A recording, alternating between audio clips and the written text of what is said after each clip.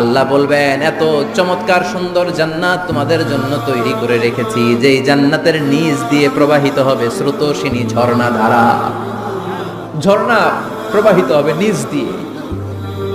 আইনান তুসাম্মা ফিহা সালসাবিলা, বিশেষ একটা ঝর্ণা ফোয়ারা থাকবে, এটার নাম হচ্ছে সালসাবিল। সেটার নাম কি?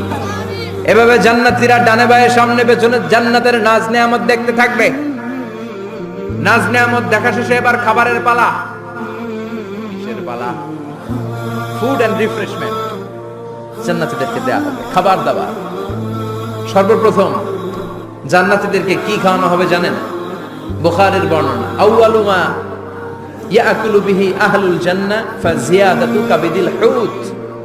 The first meal and snacks will be served for the Jannah holder is fish liver fry, মাছের ভুনা কলিজা।